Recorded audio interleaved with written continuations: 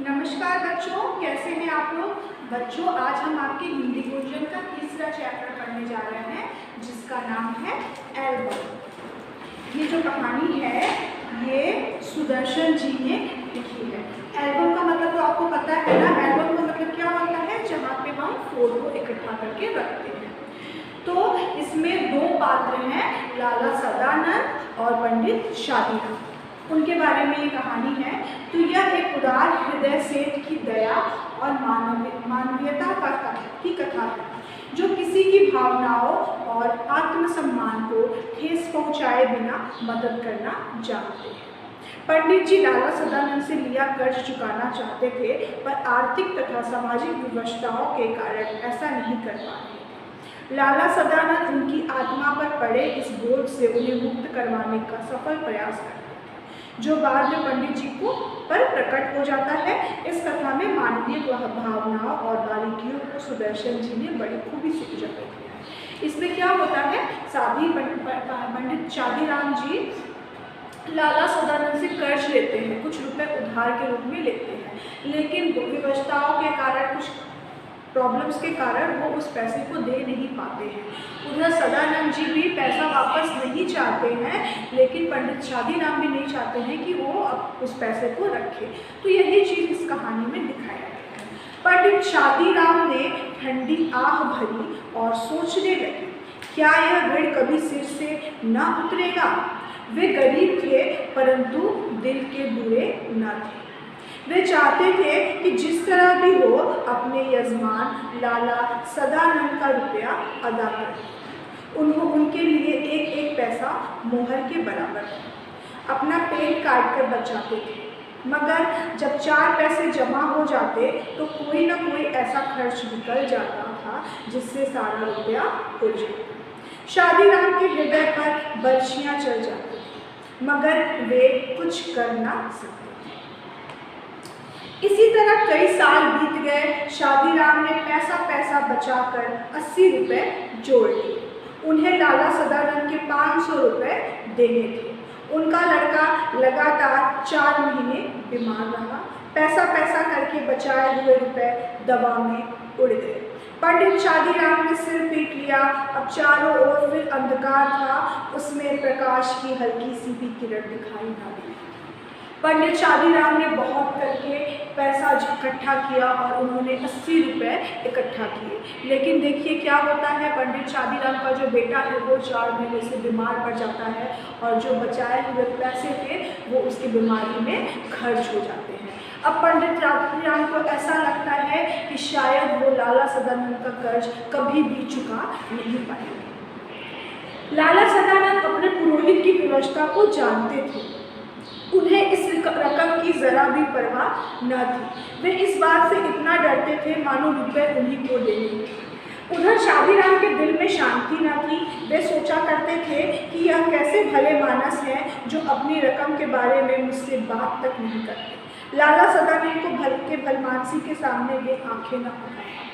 उधर जो लाला सदानंद थे वो भी नहीं चाहते थे कि पंडित शादीराम पैसा वापस करे, क्योंकि पंडित शादीराम बहुत गरीब थे। वो सोचते थे कि अपने पुरोहित को तो पैसा दिया है, लेकिन इसीलिए कभी भी उन्होंने उस पैसे की बात की ही नहीं थी। एक दिन लाला सदानंद किसी काम से पंडित शादीराम के घर आए।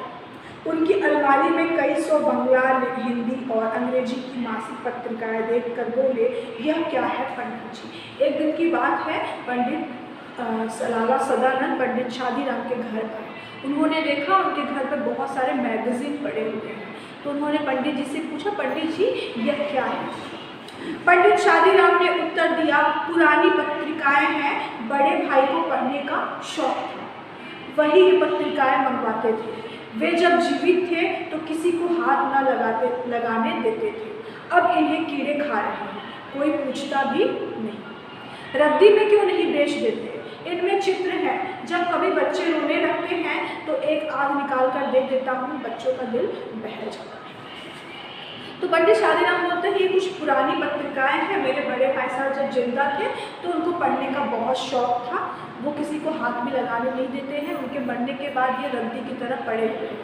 तो लाला जी ने बोला कि तो इनको बेच देना चाहिए। वो बोलते नहीं, ऐसा नहीं है, घर के बच्चे कभी रोते हैं तो इससे अच्छी अच्छी चित्रें निकाल के मैं उनको दे देता हूँ और उनका मन बहल जाता है। लाला सदानंद ने आगे बढ़कर कहा, दो जरा देखें कैसे चित्र हैं। पंडित शादीराम ने कई सुंदर और रंगीन चित्र दिखाए। लाला सदानंद कुछ देर उलट पुलट देखते रहे, सहसा बोले, ये चित्रकला के बढ़िया नमूने हैं। अगर किसी शौकीन को पसंद आ जाए तो 1000-2000 रुपये बड़ी आसानी से कमा सकते हैं। पंडित शादीराम ने एक ठंडी सांस भरकर कहा, ऐसे भाग्य होते तो यूँ धक्के ना खाता रहता। जब लाला सदानंद ने मैगजीन को देखा तो बोला, ये तो बहुत सुंदर चित्र है। अगर आप इसका एल्बम बनाते हैं और किसी को पसंद आ जाता है, तो किसी शौकीन को पसंद आ जाता है, तो वो आसानी से 1000-2000 रुपये में इसको खरीद सकता है। जितनी अच्छी अच्छी तस्वीरें हैं सबको छांट कर अलग कर दें।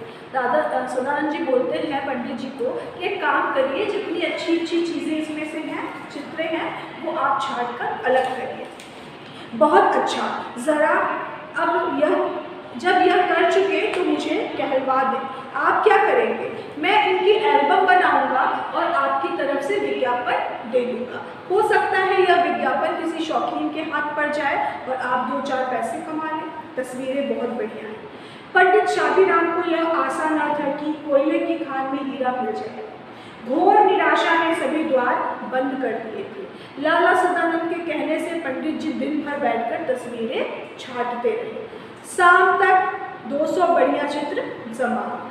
पंडित जी दिन भर बैठकर तस्वीरें छांटते रहे और शाम तक 200 चित्र उन्होंने जमा कर लिया। उस समय वे उन्हें देखकर स्वयं उछल पड़े।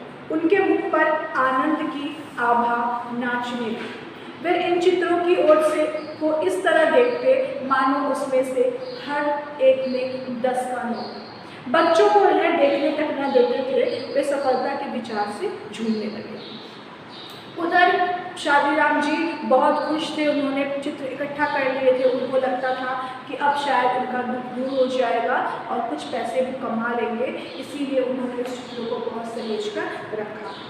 लाला सदानंद ने चित्रों को एल्बम में लगवाया और समाचार पत्रों में विज्ञापन दिया। अब पंडित शादीराम हर समय डाकिए की प्रतीक्षा करने लगे। वे रोज सोचते थे कि आज कोई चिट्ठी आएगी।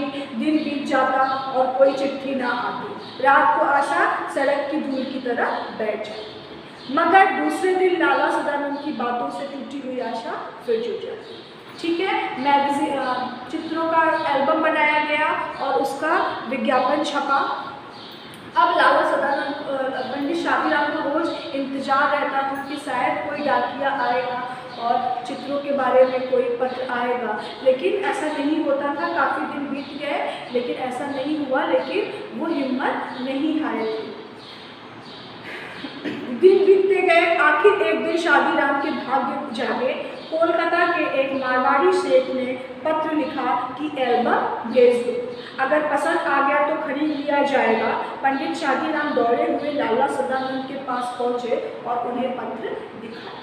लाला सदानंद ने पत्र को अच्छी तरह देखा और जवाब दिया, रजिस्ट्री कराकर एल्बम भेज दो, शौकीन आदमी मालूम होता है खरीद ले, और मूल्य लिख दो, 1000 रुपये से कम पर सौदा ना। कुछ दिन बाद उन्हें जवाब में एक बीमा मिला। पंडित शादीराम के हाथ पैर से ज़्यादा उनका दिल कांप रहा था। उन्होंने लिफाफे को खोला और उछल पड़े। उसमें 100 के 10 नोट थे। पहले उनके भाग्य ने करवट बदली थी, अब वह पूर्ण रूप से उठकर बैठ गया।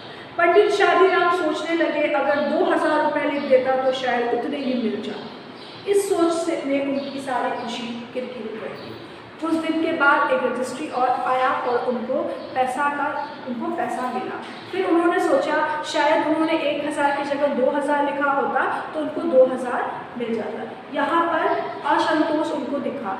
ये मनुष्य का गुण है कि उसको जितना मिलता है वो उससे ज़्यादा पाने की कोशिश करता है और इसी वजह से वो कभी खुश नहीं हो पाता है। पंडित शादीराम के साथ भी ऐसा ही हुआ। उनको अब 1000 की जगह 2000 जाना था, इसलिए वो खुश नहीं लग रहे थे। फिर भी जो ही हाथ आया उन्होंने उसको अपने पास लिया। सांझ के बाद वे लाला सदानंद के पास गए और 500 रुपये सामने रखकर बोले, परमात्मा का धन्यवाद है कि मुझे इस मार से छुटकारा मिला, अपने रुपए संभाल लीजिए। वो लाला सदानंद के पास 500 रुपये उन्होंने दिया, क्योंकि उन्होंने कर्ज लिया था और वो अब इस कर्ज को देकर छुटकारा पाना चाहते थे। आपने जो दया और सज्जनता दिखाई है उसे मैं मरते दम तक ना भूलूंगा। लाला सदानंद ने हैरान से होकर पूछा, पंडित जी क्या सेठ ने एल्बम खरीद लिया? जी हाँ, खरीद लिया। और रुपए भी आ गए? जी हाँ, 1000। जी हाँ, नहीं तो मुझ गरीब ब्राह्मण के पास क्या था जो आपका ऋण चुका पाता? परमात्मा ने मेरी सुन ली। मेरा विचार है कि आप ये रुपए अपने पास ही रखें। मैं आपका यजमान हूँ, मेरा धर्म है कि आपकी सेवा करूँ। अगर मैंने 4 पैसे दे दिए तो कौन सा गजब हो। फिर लाला सदानंद ने बोला, ठीक है, लेकिन आप इस पैसे को अपने पास ही रखिए। मैं आपका यजमान हूँ, अगर 2-4 रुपये मैंने आपको दे ही दिया तो क्या हो गया। पंडित जी की आंखों में आंसू आ गए। वे बोले, आप जैसे सज्जन संसार में बहुत थोड़े हैं। परमात्मा आपको चिरंजीवी रखे, मगर अब तो मैं ये रुपए ना लूँगा। इतने वर्ष आपने मांगे तक नहीं, मुझे आज हल्का होने दीजिए। लाला सदानंद ने चुपचाप रुपए रख लिए। मनुष्य रुपए देकर भी ऐसा प्रसन्न हो सकता है, इसका अनुभव उन्हें पहली बार हुआ। 6 महीने बीत गए। लाला सदानंद बीमार थे। पंडित शादीराम उनके लिए दिन रात माला फेरा करते थे। एक दिन लाला सदानंद चरपाई पर लेटे थे। पास पड़ी चौकी पर पंडित शादीराम बैठे रोगी को भगवत गीता सुना रहे थे। एकाएक लाला सदानंद बेसुध हो गए। पंडित जी ने गीता छोड़ दी और उनके सिरहाने बैठ गए। स्त्री गर्म दूध लेने के लिए बाहर दौड़ी और माँ घबराकर बेटे को आवाज़ें देने लगी। उसी समय पंडित जी को रोगी के सिरहाने के नीचे कोई चुभती हुई चीज़ जान पड़ी। उन्होंने नीचे हाथ डालकर देखा तो उन्हें आश्चर्य की सीमा न रही। वह सख्त चीज़ वही एल्बम थी जिसे किसी सेठ ने नहीं बल्कि स्वयं लाला सदानंद ने खरीद लिया। पंडित शादीराम इस विचार से बहुत प्रसन्न थे कि उन्होंने सदानंद का ऋण उतार दिया है, मगर वह जानकर उनके हृदय को चोट सी लगी कि ऋण उतरा नहीं बल्कि पहले से 2 गुना हो गया है। उन्होंने एक ठंडी सांस भरी। कुछ देर बाद लाला सदानंद के होश आया। उन्होंने पंडित जी से एल्बम छीन लिया। धीरे से कहा, यह एल्बम अब मैंने सेठ साहब से मंगवा लिया है। पंडित जी जानते थे कि यजमान झूठ बोल रहे हैं। वे किसी भी तरह यह न कह सके कि आप झूठ बोल रहे हैं, परंतु अब वे उन्हें पहले से भी अधिक सज्जन, अधिक उपकारी और ऊंचा समझने लगे थे। तो बच्चों क्या हुआ था, वो एल्बम किसी ने नहीं, स्वयं लाला सदानंद ने ही खरीदा था, क्योंकि वो जानते थे कि पंडित शादीराम अपने पैसे को किसी से पैसा लेंगे नहीं। तो उन्होंने इसी बहाने उनको मदद करने की कोशिश की। लेकिन जब ये बात पंडित शादीराम के सामने आई तो उनके आंखों से आंसू आए। तो ये कहानी जो है यहीं पे ख़त्म होता है। नेक्स्ट जो हम पढ़ेंगे वो नेक्स्ट वीडियो में आपको बताया जाएगा। तब तक के लिए